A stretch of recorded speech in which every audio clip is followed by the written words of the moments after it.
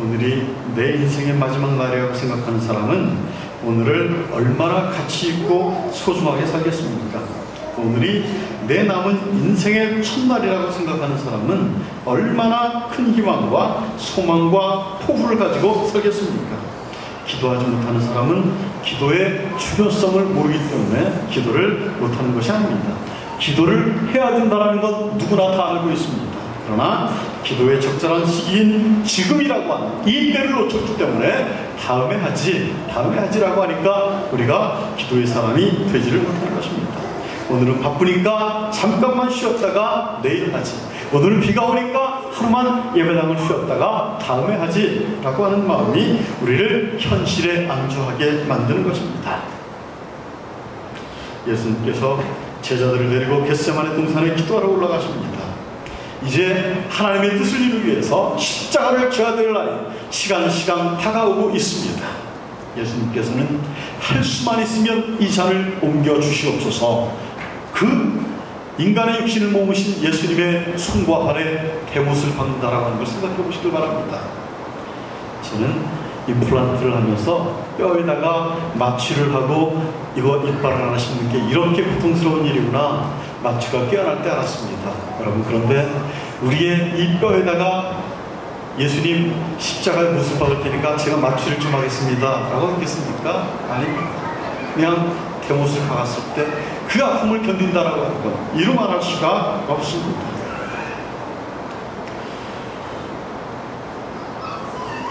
그러면 내 인생의 마지막을 잘 가볍게 보내야 됩니다. 예수님께서 겟세마네 동산에 기도하러 올라가시면서 마태복음 26장 38절에 보니까 내 마음이 심히 고민하여 죽게 되었다. 너희는 여기서 머물러서 나와 함께 깨어있으라. 나를 위해서 기도해달라. 나는 저 위에 올라가서 기도할 테니까 나를 위해서 기도해달라. 예수님이 부탁을 하십니다. 40절에 보니까 제자들에게 오사 자는 것을 보시고 베드로에게 말씀하시되 너희가 나와 함께 1시간 동안 한시도 깨어있을 수가 없더냐. 시험에 들지 않게 깨어있어 기도하라 라고 말하고 있습니다. 베드로는 결국 시험에 들었습니다. 3번씩이나 예수님을 그 가까이에서 바라봤던 예수님의 수제자였던 베드로가 나는 저분을 알지 못합니다, 정령코 알지 못합니다 라고 할 때 새벽닭이 울었습니다. 베드로는 주님께서 말씀하신 그 말씀 생각이 나서 통곡하며 울었습니다. 여러분, 기도해야 될 성도가 기도하지 않고 기도해야 될 성도가 세상의 바쁜 일에 휩싸여서 하나님과의 교제의 시간을 잃어버리고 산다면 시험에 빠질 수밖에 없습니다. 바닷가나 강가에 나가서 낚시를 해보신 분은 아실 것입니다.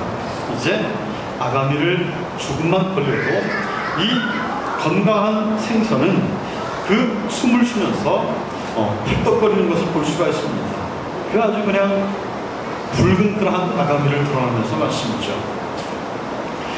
그 낚싯줄에 걸려온 그러한 고기임에도 불구하고 숨을 쉬는 것을 볼 수가 있습니다. 여러분, 우리의 기도가 곧 호흡입니다.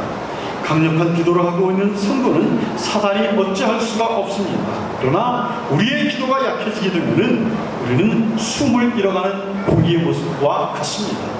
물에 있던 고기가 이제 건짐을 당해서 지금 당장은 살아있는 것 같지만 조금씩 죽어가는 그러한 고기의 모습과 다를 바가 없습니다. 기도가 약해지지 않는 성도들은 숨이 겨우 붙어있거나 숨이 끊어질 상황이 온다 할지라도 사단과의 싸움에서 이길 수가 있습니다. 하나님께서 우리에게 능력을 주시고 힘을 주시고 견딜 수 있는 그러한 기도의 능력을 허락해 주시기 때문에 그렇습니다. 기도에 내공이 쌓인 사람은 몇 마디만 이렇게 사람들하고 이야기를 해도 저 사람이 어떠한 정도의 사람인가를 알 수가 있다고 합니다. 그래서 자신을 끊임없이 돌아보는 그러한 사람들이기 때문에 속사람이 깊어진 그런 모습을 볼 수가 있다고 합니다. 목회자들도 영성이 깊어지면 깊어질수록 자신을 돌아보면서 침묵의 시간을 많이 갖게 됩니다. 여러분, 기도가 가장 성숙하게 되면 침묵하는 기도를 드릴 수가 있습니다. 장로교 신학대학에서 대학원장으로 있는 교수님이 있습니다. 이 교수님과 제가 친분이 있어서 이제 책을 번역을 할 때 제가 많이 그분에게 도움을 드렸던 일이 있습니다. 그래서 교수님과 자주 만남을 가졌습니다. 그런데 어느 날 이 교수님의 자리에 가니까 밖에다가 오늘은 침묵의 날입니다. 용건이 있으신 분은 메모를 해주십시오 라고 이렇게 남겨두었습니다. 자기 발전을 위해서 끊임없이 침묵하면서 자신을 돌아보는 그러한 모습을 볼 수가 있었습니다.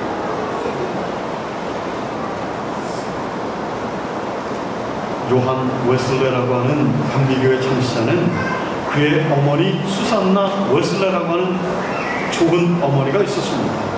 이 어머니는 지독하게 가난한 집안에서 이제 자녀들을 키웠습니다. 자녀가 11자녀가 되니까 그 집안에서 조그만 집에서 엄마 혼자 어떻게 11명의 자녀를 키울 수가 있었겠습니까?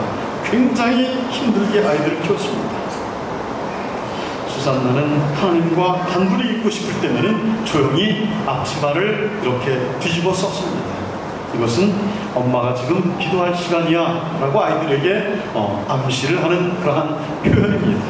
그러면 그렇게 시끄럽게 뛰노던 아이들이 우리 엄마가 기도할 시간이구나 라고 하면서 아이들이 조용히 무릎을 꿇었다고 합니다.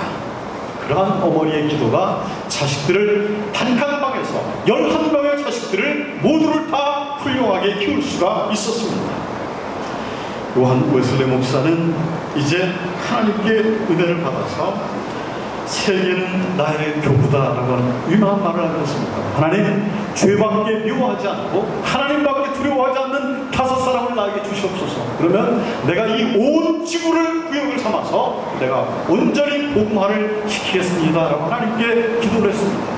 수산나라고 하는 이 엄마의 기도의 훈련을 통해서 엄마가 그 11아이들이 시끄럽게 들어오고 있을 때 이 앞치마를 뒤집어 쓰면서 그 자리에서 기도를 하는데 아이들은 우리 엄마가 세상에서 제일 무서운 어머니가 하나님과 기도하는 시간이구나 라고 하면서 침묵하고 무릎을 꿇었다고 합니다.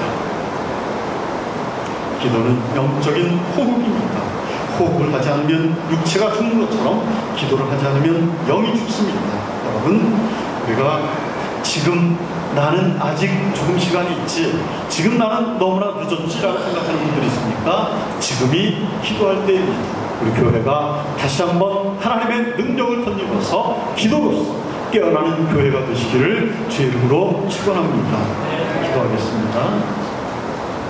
고마우신 아버지 하나님, 은혜를 감사드립니다. 참으로 이스라엘 백성들이 바벨론의 포로로 끌려가서 그 절망 중에 있는 상황 가운데도 에스겔이라고 하는 청년의 가슴에 하나님께서 불을 남겨주시고 이제 하나님의 말씀을 선포할 수 있는 아버지 은혜를 허락해 주셨습니다. 아버지, 세상이 아무리 암흑 속에 빠져있다 할지라도, 죄 가운데 빠져있다 할지라도 우리의 영이 깨어있게 하시옵소서. 하나님의 음성을 듣게 하시옵소서. 그래야 세상을 변화시키는데 우리를 도구로 사용하여 주셨기를 간절히 바라옵고 원합니다. 아버지, 우리 교회에 이러한 기도의 운동이 일어나게 도와주시옵소서.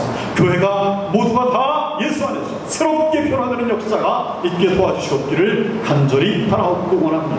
모든 말씀을 예수 그리스도의 이름으로 기도하옵나이다. 아멘.